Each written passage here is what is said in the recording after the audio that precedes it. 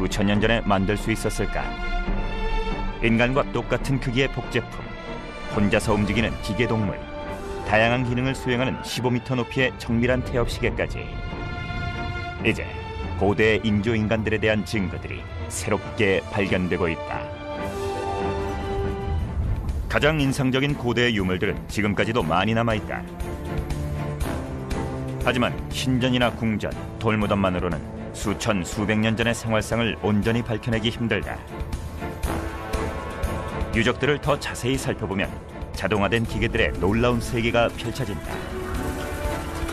Although the ancients lacked electronics and computers, some of their automata were really surprisingly sophisticated and incorporated concepts like feedback control and programming. 고대인들이 조종 가능한 자동 기계들을 2000년 전부터 만들어 왔다는 증거들이 발견되고 있다. 수백 년이나 앞선 기술의 자동 장치들도 존재했다고 한다. 그중 많은 수의 발명품들이 로봇공학의 근간이 되었고 오늘날 쓰이고 있는 자동화 기계들의 바탕이 되었다. A lot of people think that robotics was invented at the beginning of the 20th century. But there were proto-robots. There were a lot of proto-robots around throughout the centuries for 2,000 years. And without those, we wouldn't have any modern robots. 인류는 언제나 실제 크기의 인간 복제품을 만나는 미래를 상상한다. 놀랍게도 이것은 꿈이 아닐지도 모른다. 그렇다면 수백 년 전에도 그런 일이 가능했을까? 이탈리아의 한 언덕에 자리 잡은 작은 마을 빈치. 그저 지도상의 한 점에 불과할 뻔한 이 작은 마을은 한 남자로 인해 유명해졌다. 바로 마을 최고의 유명인은 레오나르도 다빈치다. 다빈치는 당대의 천재였다. 일찍이 단 한 사람이 그렇게 놀라운 발명품들을 쏟아낸 경우는 없었다. 그의 아이디어 중 많은 것들이 세상을 바꿔놓았다. 빈치에 있는 레오나르도 박물관은 세계에서 가장 중요하고도 환상적인 그의 발명품 모형들을 소장하고 있다. 그의 기바람이 빛나는 평형추 거중기, 다빈치가 고안한 사상 최초의 헬리콥터 원형, 기묘한 갈퀴 모양 날개가 달린 미래적인 디자인의 비행기계들과 훗날 실제 전투에 사용된 것보다 400년이나 앞서 만들어진 튼튼한 외벽과 강력한 포를 갖춘 거대한 탱크도 있다. 하지만 박물관에는 그의 모형들보다 훨씬 값진 소장품들이 많다. 다빈치 본인이 직접 손으로 그리고 기록해둔 문서들이 바로 그것이다. 코덱스 아틀란티쿠스라고 불리는 이 문서들은 레오나르도의 발명품에 대한 수백 점의 스케치와 설계도가 상세히 기록돼 있다. 이 문서들 사이에는 역사책의 내용을 뒤바꿀 만한 아주 중요한 사실이 숨어 있었다. 이 문서에는 기사의 모습을 한 인조인간의 작동 원리와 구조에 대해 놀라울 정도로 자세하게 적혀 있었다. So now what it's left us with is having to be detectives. It's a bit like an archaeological dig. We have to go in, we have to look at the drawings over and over and over again. 다빈치의 주 활동 영역은 이탈리아 피렌체였다. 알렉산드라 로마넬리는 피렌체의 레오나르도 박물관 큐레이터다. 로봇공학 역사가들은 이곳에서 다빈치의 로봇 기사를 다시 제작하고 있다. 다빈치가 500년 전 직접 그린 스케치가 기본 토대가 된다. Leonardo dedicated himself to the project of an automaton, which is a humanoid machine. 다빈치의 인조인간은 생물역학에 관한 그의 뛰어난 이해력을 바탕으로 하고 있다. And that's the science of how our bodies move. And so he was all the time thinking about how could I make a machine that would be like a person. 다빈치의 금속 로봇은 인간의 움직임을 따라할 수 있게 디자인되었다. 그는 먼저 인간의 근육, 힘줄, 인대 등을 철저하게 연구한 뒤 그 기능을 로봇 디자인에 반영하였다. Leonardo thought of the human body as a wonderful, perfect machine, and he tried to create a mechanical model that could reproduce the effect of human movements. 가슴 부분의 톱니바퀴는 줄을 감아 올리는 축과 연결되어 있다. 중심 톱니바퀴들이 돌아가면 줄은 풀리거나 팽팽하게 당겨진다. 다시 이 축들은 각 관절과 연결되어 있어서 줄이 당겨지거나 풀어지면 관절이 움직인다. It worked through the effect of tightening and loosening the ropes to simulate the traction and straining of limbs. 팔 관절과 연결되어 줄을 풀거나 감는 톱니 장치는 기사의 갑옷 아래에 숨겨져 있다. We can see the wheels in the robot's chest. 줄은 갑옷 안의 장치에서 어깨를 통과해 발끝까지 이어진다. 그래서 톱니 장치를 돌리면 관절이 움직이는 것이다. This would be the movement of the arm. 이런 원리 덕분에 이 로봇의 움직임은 사람과 아주 비슷하다. So what the robot can do is hug someone. So they reckoned it went up to people and hugged them. 로봇 기사는 어디에서나 사람들의 감탄과 환영을 받았을 것으로 보인다. 하지만 고대의 로봇들 중에 더 잔인하고 폭력적인 목적으로 만들어진 것들은 없었을까? 고대 그리스는 신화와 전설의 시대였다. 신과 괴물들로 가득하던 세상이었다. 하지만 고대 문서에는 또 다른 존재에 대한 이야기도 적혀 있다. 바로 기계 괴물이라고 불렸던 로봇 전사들에 관한 것이었다. 고대 시인들 중 가장 유명한 사람이자 트로이 전쟁 이야기를 쓴 호메로스는 재련과 금속의 신인 헤파이스토스에 관한 이야기를 남겼다. He was the god of blacksmiths. He was the god of manufacturers. He was probably the first engineer ever on earth. 고대 문서에는 헤파이스토스가 옛 그리스의 높은 산 위에 살았다고 적혀 있다. 그는 그곳에 있던 대장간에서 금속을 채련하고 신들에게 필요한 무기와 갑옷 등을 만들었다. 헤파이스토스는 기발한 기계 장치들을 많이 만들었다고 한다. 하지만 호메로스의 기록에는 그가 로봇을 만들었다는 내용도 있다. 로봇은 다리가 3개였으며 살아있는 동물들처럼 혼자서 작동하고 움직일 수 있었다. 진정한 고대의 인조인간이었다. Many of the historical references which we read now seem to be fantastical or even ridiculous in the claims. But one of the things that becomes more apparent the more one delves into it is that there may well be a grain of truth in some of these claims. 고대에 움직이는 인조인간 병사가 존재했다는 것이 정말 말도 안 되는 생각일까? 그리스 신화에는 거대한 인간형 전사들이 등장한다. A good example here is the man-robot android called Talos, who was made as a gift to the king of Crete. 전설에 따르면 신들의 아버지이자 최고의 신인 제우스가 그리스 해안 근처의 섬인 크레타의 왕에게 거대한 로봇을 하사했다고 한다. 이 뛰어난 전사는 모든 적으로부터 섬을 지킬 임무를 띠고 있었다. Talos was claimed to be able to move, was claimed to be able to fight, and was given to help defend the place. 탈로스는 하루 3번씩 섬을 정찰하고 거대한 돌을 던져 침입자를 쫓아냈다. 탈로스는 최초의 로봇 전사일까? If anything, it was robotic in shape, but probably consisted of a person in a suit. 탈로스가 진짜 있었는지는 몰라도 중요한 발견이라는 것만은 확실하다. 고대 그리스에 인조인간을 제작할 기술이 없었다고 해도 크게 발전시킨 것은 사실이다.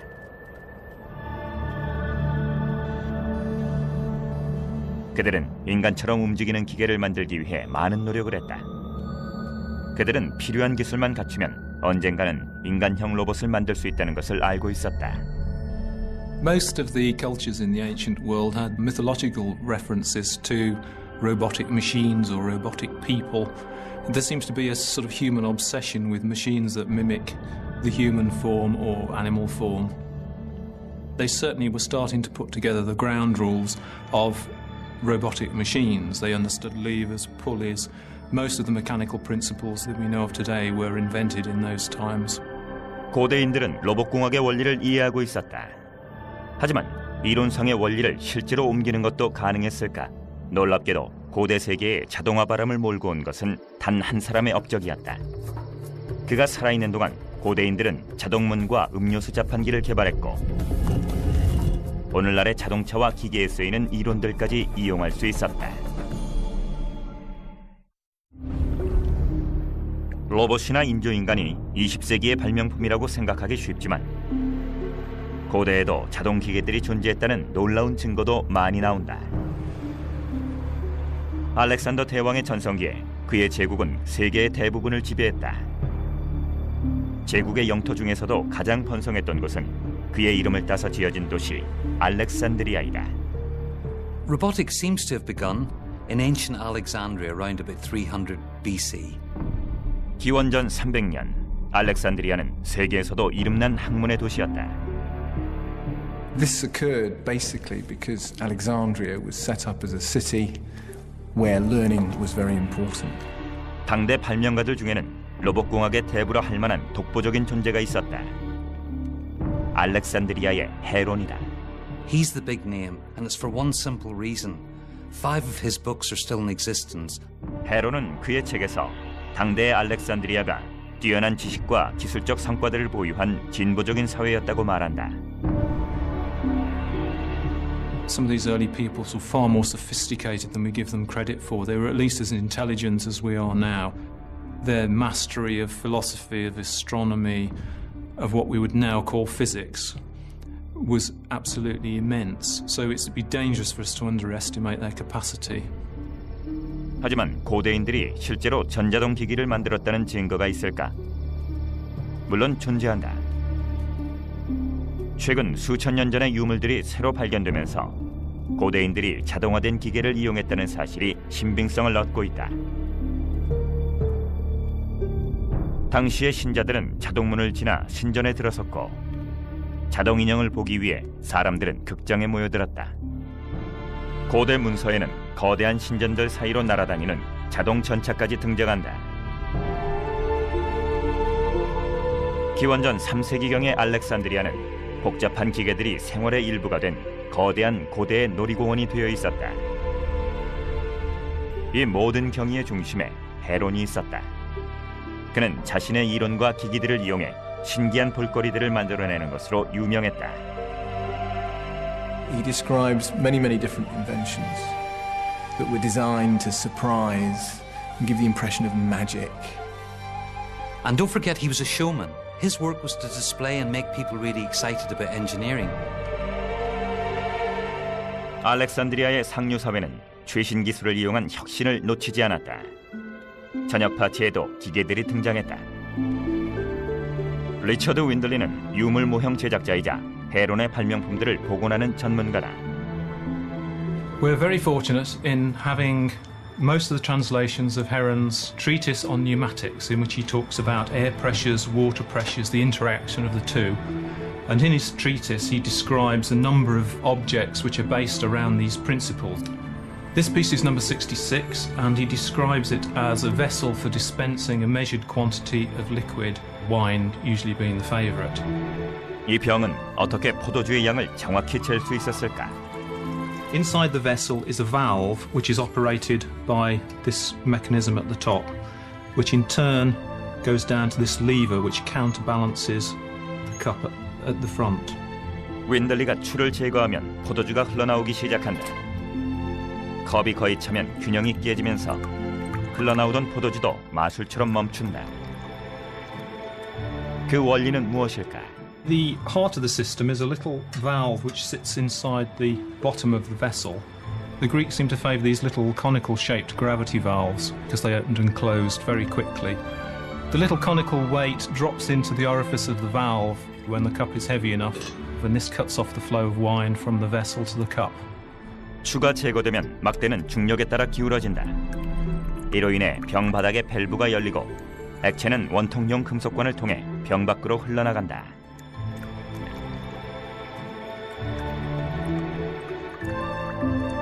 Now, because the cup is balanced by the weight at the rear, as soon as it reaches a predetermined point, dictated by that weight there, the cup will then drop.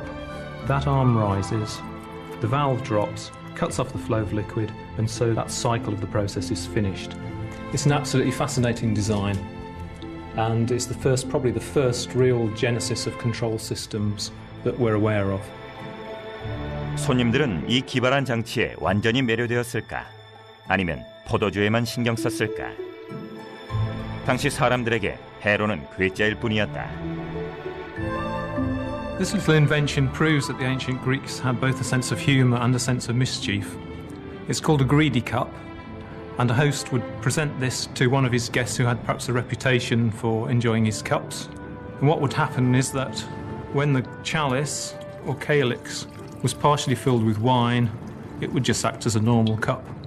As soon as the guest said, no, fill it up, top up the cup, the little siphon in the centre of the cup suddenly starts to operate, and the entire contents of the cup are dumped onto the person's lap, all over the clothes of the unsuspecting guest. 컵 중앙부의 기둥 안에는 구부러진 파이프가 숨겨져 있는데 컵바닥에 닿는 부위에 구멍이 뚫려 있다. 컵에 담긴 액체가 구부러진 지점 위까지 차면 기압이 액체를 파이프 안으로 밀어내 액체는 컵 밖으로 쏟아지게 된다. 액체는 수위가 구부러진 지점 아래로 내려간 뒤에도 계속 흐른다. 액체가 있는 부분과 튜브 밑부분의 기압이 차이가 있기 때문이다. 액체는 튜브 아래로 흘러내려 무방비 상태의 손님을 습격한다. An ancient practical joke. 하지만 헤론의 관심은 고작 장난에서 그치지 않았다. 그는 아주 단순한 발명품으로 대단한 효과를 만들어냈다. 캠이라고 불리는 장치다. 원판이 회전하면 막대는 상하로 움직인다.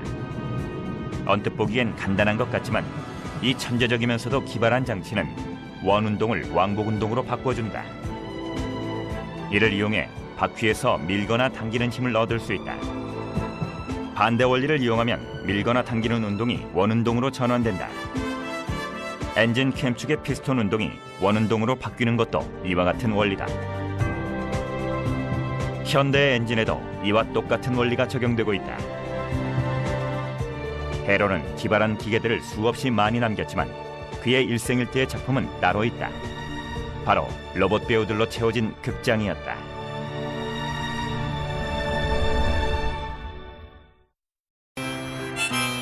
어느 날 회사가 나에게 묻습니다. 커피 한잔 드세요.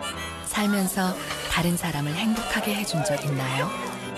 나의 IT 지식이 누군가에게 웃음을, 희망을 줄 수 있다면 난 행복한 지식인 IT 서포터즈입니다. 모두의 IT를 위해 IT를 나눠요. KT.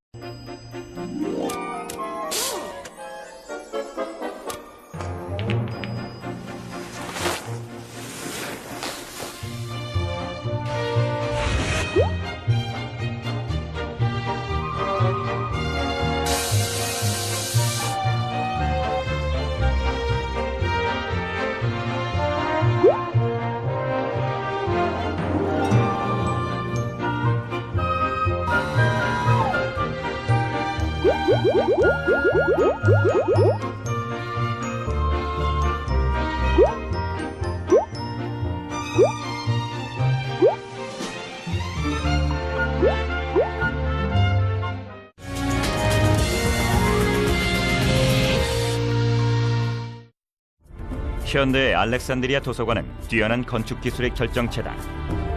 하지만 알렉산드리아는 2000년 전에도 혁신적인 기술들의 고향이었다. 이 혁신적이고 창의적인 기술의 선두주자는 당대의 천재공학자 헤론이었다. 헤론의 발명품들은 대부분 실용적인 것들이었다. 하지만 그는 유흥을 위한 기계를 만드는 것에도 뛰어난 솜씨를 보였다. Mechanical technology was also used in the service of public entertainment. Ancient audiences became increasingly sophisticated, wanted more and more visual entertainment. 헤론의 가장 큰 도전은 기술적으로 진보한 오락거리를 창조하는 것이었다. 그는 배우가 없는 극장을 꿈꾸기도 했다. 바로 로봇 극장이다. 로봇 공학자이자 자동장치 디자이너인 믹 켈리는 아일랜드 더블린에 이 색다른 극장을 재현해냈다.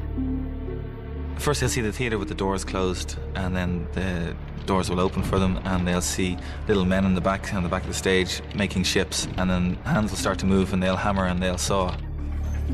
배경 그림이 제자리에 내려오고 배우들과 배경은 정확히 지정된 시간에 무대 위를 움직이게 된다. 헤로는 과연 이들의 정확한 순서를 어떻게 맞췄던 것일까? 놀랍게도 이 모든 절차는 한 번의 조작으로 움직일 수 있었다. 모래 튜브에서 스위치를 당기면 무거운 추가 떨어진다. 이 추와 연결되어 있던 캠축이 돌아가면서 줄을 당기게 된다. And they make it revolve. And as that revolves, it pulls the other strings that are off that and winds them around it, shortening their length. 각각의 줄은 핀에 연결되어 있고 이 핀이 풀리면 배경 그림의 일부가 중력에 따라 떨어지면서 펼쳐진다. 다른 핀들은 두 번째 줄을 떨어뜨려 무대의 다른 장치를 조작하는 다른 줄들을 잡아당기게 된다. 헤론의 극장은 아주 복잡한 자동 기계였다. 더욱 놀라운 점은 자유롭게 변형시킬 수 있다는 것이다. Those strings are different lengths, and that determines when a mechanism is going to operate. So to change the length of a string will effectively program to do something else. 간단한 장난감으로 보였던 이 작품은 사실 인간의 손으로 만든 조작이 가능한 최초의 자동 기계였던 것이다.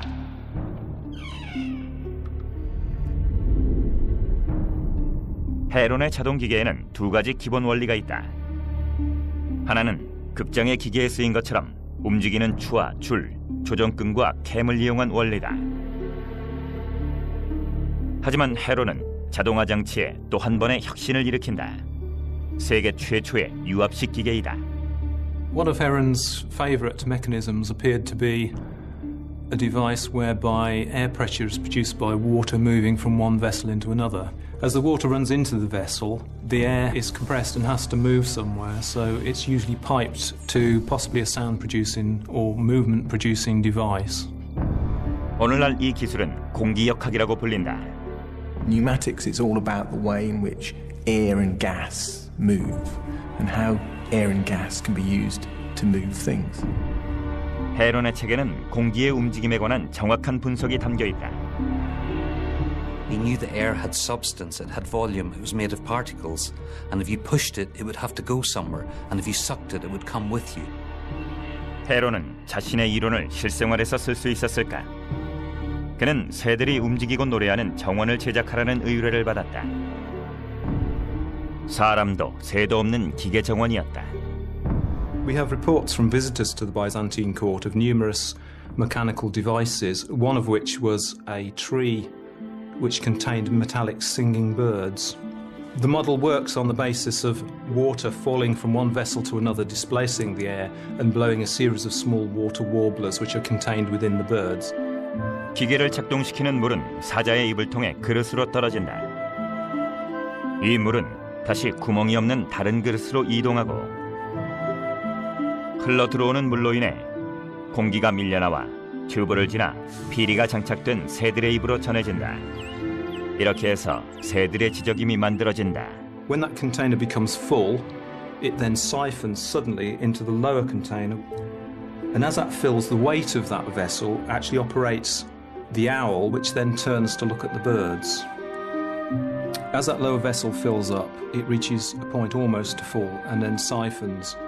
The weight then decreases dramatically because the water's going out.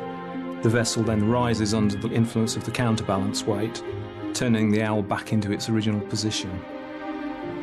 This makes it a kind of loop system whereby it completes one cycle and then immediately resets itself and starts again. So as long as power is being supplied, the system will cycle continuously. And really, in a sense, this makes it perhaps a precursor of what we would now call a robotic machine. 금속으로 재창조된 새들이 살아있는 것처럼 소리를 내는 것이다. 이런 광경을 처음 본 사람들은 굉장히 놀랐을 것이다. Motivation behind most of these pieces was to create awe and a sense of mystery and to accentuate the power, the wealth and the technical expertise of the culture. Heron was a master engineer. He was a master craftsman. He made things happen. He saw the opportunity and he put it together to the limit of the fabrication methods available to them at the time. 헤론은 초기 로봇공학과 자동기계의 발달에 있어서 거인과 같은 존재다. 하지만 그 역시 또 다른 거인의 그늘 아래 있었다. 바로 비잔티움의 필론이다. 필론은 헤론에서부터 현대로까지 이어지는 수많은 발명가들이 이용했던 이론들의 출발점이 되는 사람이다. 오늘날의 발명가들처럼 필론도 당시 후원자들의 돈벌이를 위한 자동기계를 만들라는 주문을 받았다. 고대 알렉산드리아에서는 종교가 생활에 큰 비중을 차지했다. 신전은 신들이 살고 있는 곳이었기 때문에 신자들은 안에 들어가기 전에 몸을 깨끗하게 씻어야 했다.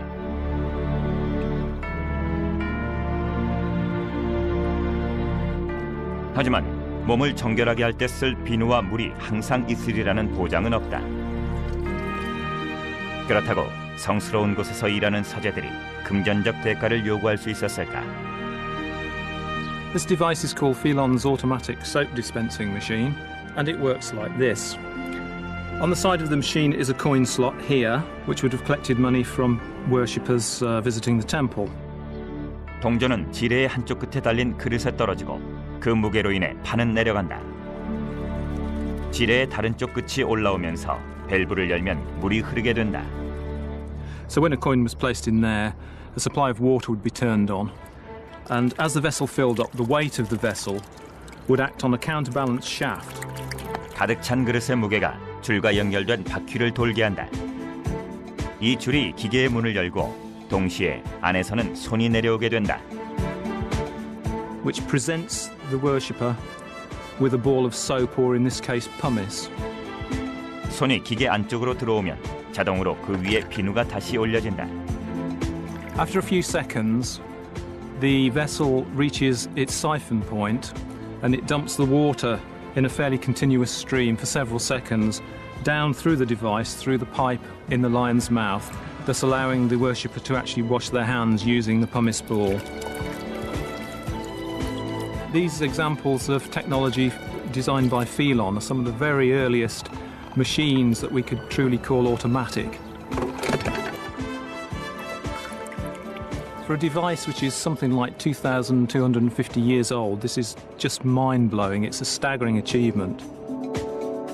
오늘날에도 이와 똑같은 원리로 움직이는 기계들이 많이 있다. 2,500년에 가까운 세월이 흘렀는데도 말이다. One could argue that this device was the forerunner of the modern soap dispensers that you find in washrooms. 필론, 헤론, 그리고 알렉산드리아 학파는 로봇과 자동기기의 원형을 만들어낸 최초의 사람들이다. 스스로를 통제하는 기계. 같은 동작을 몇 번이고 반복하는 기계도 있었다. 그리고 다른 나라에서도 이런 기능을 필요로 했다. 고대 중국이다. 고대 중국 사람들은 장거리 무역을 하고 지도를 만들기도 하는 모험가들이었다. 그들에게는 고향이 어느 방향인지가 무척 중요했다. 특히 제국의 수도이자 성스러운 도시인 베이징의 방향을 파악해야 했다. 고대 중국인들은 수도가 어느 방향에 있는지 확인하기 위해 어떤 방법을 이용했을까? 해답은 조작 가능한 방향 탐색 기능을 갖춘 고성능 수레에 있었다. At all times, the figure which was mounted on top of the chariot would point to the capital city. MTE 스튜디오의 루도 베르헤이에는 이 멋진 기계를 실제 크기로 복원해 보기로 했다. Yeah, this project was indeed quite a challenge. It was the first time that these features have been reconstructed ever, and the mechanics involved was really a challenge. 베르헤이엔이 기계를 돌려도 맨 위의 조각상은 항상 같은 방향을 가리킨다. 수레의 방향과는 상관없이 말이다. 어떤 원리일까? It's a highly sophisticated geared mechanism which is very, very similar to the device that we find in almost every modern car, which we would now call a differential gear. The gearbox effectively is measuring the speed between two wheels. As one wheel moves faster than the other, as it does when turning a corner, it alters the position of the figure which is mounted above the chariot. 수레가 오른쪽으로 돌면 오른쪽 바퀴가 기계 내부의 톱니를 돌린다. 이때 중앙 톱니는 조각상의 방향을 바꿔준다. 오른쪽의 톱니가 왼쪽보다 더 많이 움직였기 때문에 조각상은 왼쪽으로 돌게 된다. 수레가 오른쪽으로 돌면 조각상은 반대로 왼쪽을 향하는 것이다. 그 결과 방향을 가리키고 있는 이 조각상은 항상 같은 곳을 향하고 있는 것처럼 보인다. No matter where the chariot moves, how it twists and turns, the figure should always remain pointing in the same direction. 고대 중국의 여행자들은 출발할 때 조각상의 방향을 맞춰놓기만 하면 여행 내내 수도가 어느 쪽인지 확인할 수 있었다. To all intents and purposes, I think it'd be fair to claim that this is a robotic device. It was an incredibly important invention and has had a huge impact on the technology of the last 100 years in particular. 하지만 고대인들이 한 번에 다양한 동작이 가능한 기계를 발명했다는 기록도 있다. 사상 최초의 슈퍼컴퓨터가 1000년 전에 만들어졌다는 것은 사실일까?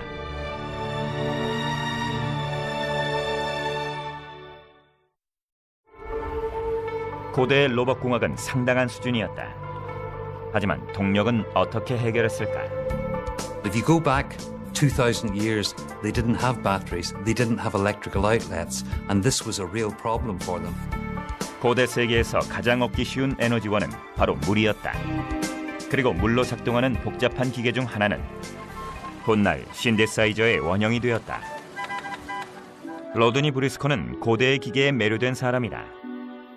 The water arrives in the top of the tank here, where it falls through these tubes. You get a vortex and it sucks in air.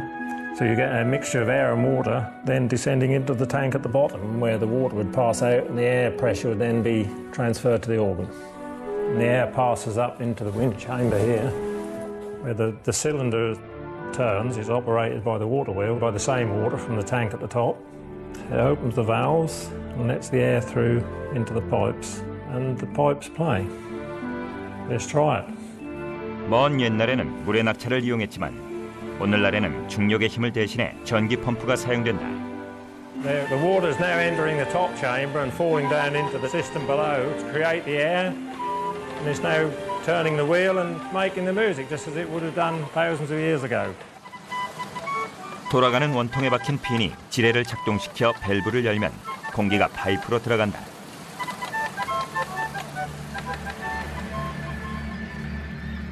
하지만 고대에는 수력으로 작동하지 않는 기계도 존재했다. 대신 물은 그 기계 자체의 중심 요소였다. 카르나크 신전의 대규모 발굴 작업 도중 한 독특한 기계가 발견됐다. They came upon a huge cache of statues that had been buried at some point in antiquity. And among these statues was a very interesting It was an alabaster jar dated by inscription to the reign of Amenhotep III, and that's about 3,000 years ago. 이 오래된 단지는 흔한 그릇처럼 보이지만 여기에는 그 어떤 액체도 담을 수 없다. 구멍이 뚫려 있기 때문이다. Water would be put into the jar and would flow out at a controlled rate, and this served as a timing device. 단지 아래쪽에 작은 구멍을 통해 물이 얼마나 흘렀는지 알 수 있다. 사제의 일은 단지에 물이 얼마나 찼는지 보고 물을 채운 뒤로 시간이 얼마나 흘렀는지 보고하는 것이었다.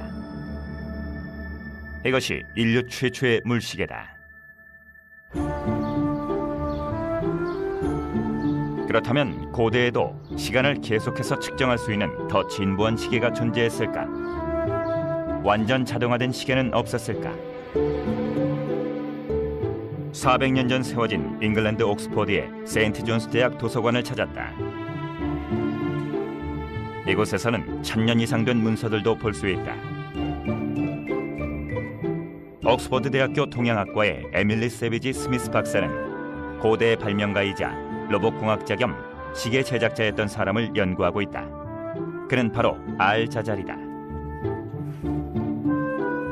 Al-Jazari in 1206 composed a treatise on ingenious mechanical devices in which he described roughly 50 devices in great detail.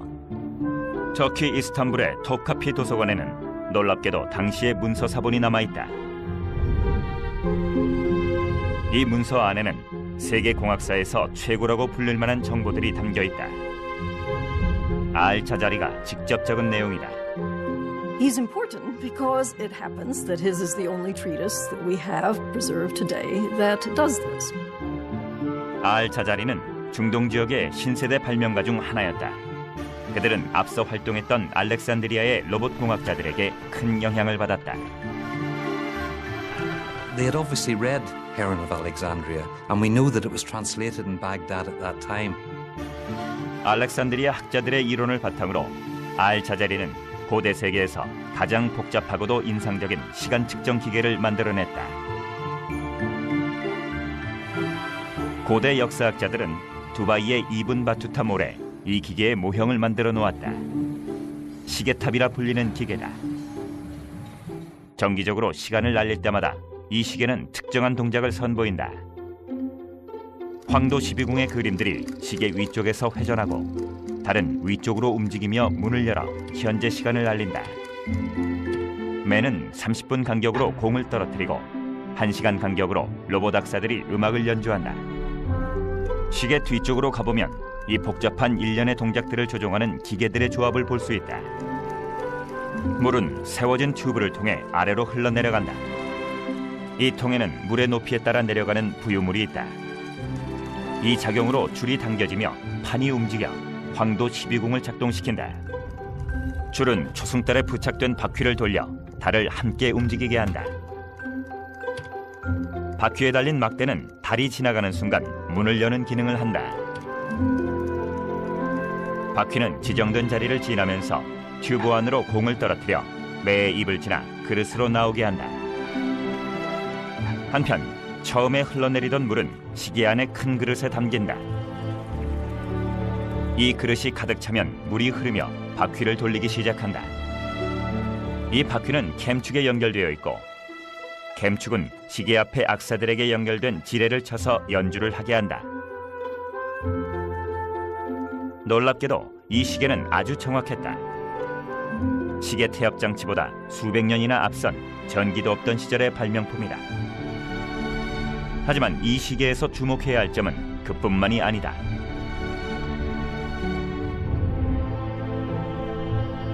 중세 이슬람 사람들은 일출과 일몰의 사이를 12시간으로 나누어서 생활했다. 여름과 겨울의 일조 시간은 다르기 때문에 시계도 그에 맞춰 조절이 필요했을 것이다. 수정은 매일 필요할 수도 있다. 알차자리의 시계탑이 진정한 세계 최초의 슈퍼컴퓨터 자격을 얻은 이유다. Al-Jazari can be regarded as the person who invented the first robot. 하지만 이런 뛰어난 기술들 사이에서도 유난히 돋보이는 발명품이 있다. 바로 완벽하게 자동화된 고대의 자가 추진식 로봇이었다.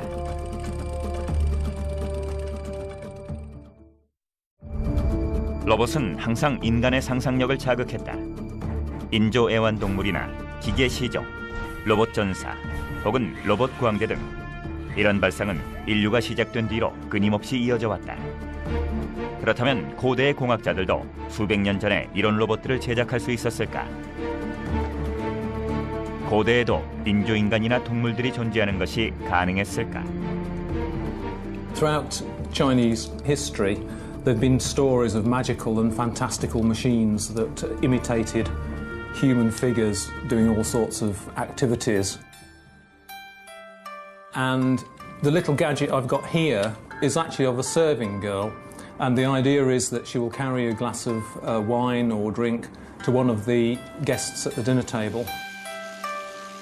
이 모형은 정해준 길을 따라 식탁 앞으로 간다.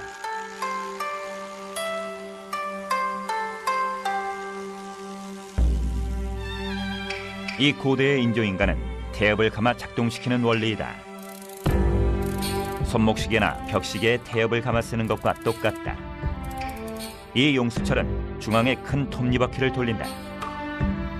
중앙 태엽은 각자의 기능을 맡은 작은 톱니바퀴들과 연결되어 있다. 작은 톱니바퀴들의 복잡하면서도 정교한 상호작용을 통해 모형은 다양한 동작을 구사하게 된다. 훗날 유럽의 산업혁명으로 복잡한 기계들이 발명되기 수백 년도 전에 이루어낸 놀라운 성과다. We should not be surprised that the ancients had robotic technology. They were not fools. They had mechanism, they had power, they had vision. 하지만 소녀시종은 같은 동작을 반복할 뿐이다. 진정한 자가추진식 자동 로봇을 찾으려면 역사상 가장 유명한 발명가인 레오나르도 다빈치를 다시 찾아야 한다. 다빈치는 자가추진과 조작이 가능한 로봇을 만들 수 있었을까? 고대 문서에 따르면 그는 이미 500년 전에 공식 행사장에서 프랑스의 왕에게 아주 놀라운 선물을 했다고 한다. And we know for sure the King of France once witnessed the robot because it was a big celebration. 전선이나 다른 기기의 도움 없이 사자 한 마리가 사람들의 시선을 받으며 왕의 앞으로 걸어갔다. And it came out to the King of France, opened its chest and gave him flowers, and everybody was stunned. 오늘날 현대의 기술적인 연구를 통해 다빈치의 사자를 재현해내는 것이 가능할까? 기념비적인 도전이다. 하지만 다빈치의 로봇 사자는 그 설계도가 오래전에 사라져버렸다. After Leonardo died, his manuscripts got spread everywhere. Lots of them got lost, about 2/3 of them, and lots of others got cut up and put in different pages. 이탈리아 피렌체의 로봇 연구실에서는 로봇 전문가인 로라 스티아테시가 최신 컴퓨터 모형 프로그램을 이용하고 있다. The biggest problem was to produce a lion that had a range of movements, but furthermore, that all these movements would be powered by springs, without the aid of any motor or electrical input whatsoever. 고대 로봇공학 전문가 루카 가라이도 여기에 참여한다. 이탈리아 볼리오네의 300년 된 도서관에서 가라이는 다빈치의 스케치에 남은 단서들을 조합해 기계 사자의 작동 원리를 찾아내려 한다. The first person to actually program mechanisms was Leonardo during the Renaissance. He drew on some ideas from the Arabs and maybe the Chinese via the Arabs. But he was the very first to actually create a programmable machine. 역사학자들은 다빈치가 남긴 증거들을 꼼꼼히 분석하고 원리를 추론해내려 노력한다.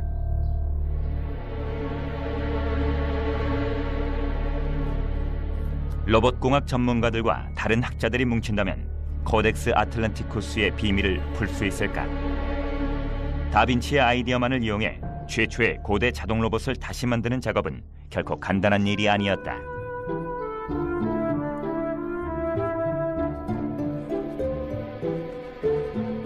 We were very determined not to use any modern technologies or to take any shortcuts that were not available back then. 학자들은 다빈치가 썼을 법한 이론들을 이용해 로봇 사자를 다시 만들어냈다. 세계 최초의 전자동 조작 로봇의 완벽한 복제품이었다. 자신의 동력만으로 움직이는 고대의 로봇 사자가 바닥을 가로질러 걷고 있다. 500년 전 다빈치가 선보였던 때와 똑같은 모습이다. 학자들은 어떻게 사자의 각 동작들을 조작할 수 있었을까? 학자들은 사자의 모든 기능이 몸체에서 만들어진다는 것을 알아냈다. 이것은 코일 스프링의 탄력에 의해 작동되었다.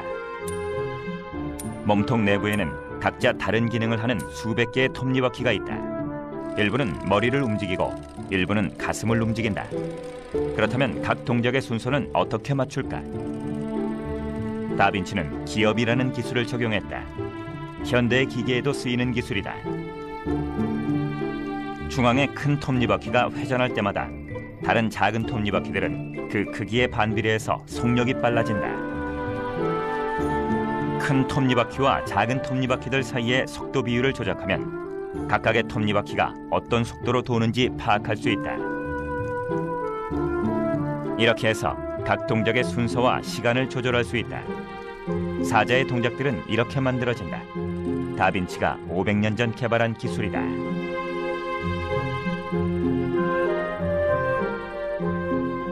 The feelings that everyone who worked on the project had were similar to what it must be like for a mother to see her child walk for the first time. The satisfaction of seeing a machine powered by its own internal mechanics with no auxiliary power, petrol, or electricity was incredible. 배터리나 전기, 컴퓨터가 없던 시절에 고대인들이 이 정도로 복잡한 로봇 장치를 만들 수 있었다는 사실은 무척 놀랍다. I'm really impressed by the incredible skill of the early people. I mean, they did the real development. 알렉산드리아의 원형 로봇에서부터 다빈치의 마법 같은 기술까지 우리는 로봇공학의 역사를 비로소 이해할 수 있었다. The genesis of machines goes way back, at least 2,000 years, to the Greeks and probably a lot longer with the Chinese.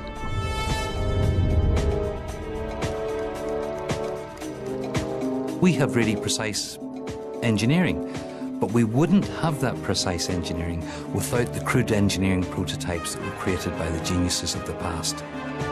오늘날 사람들은 우리 생활의 기계들을 우리가 만들었다고 생각한다. 과연 사실일까? 유압장치, 혁신적인 기계, 세계 최초의 인조인간, 이 모든 것은 고대 세계의 일부였던 것이다. 아직 밝혀지지 않은 비밀도 많으며 우리는 머지않아 다른 발명품들도 이미 수천 년 전에 존재했다는 사실을 인정해야 할지도 모른다.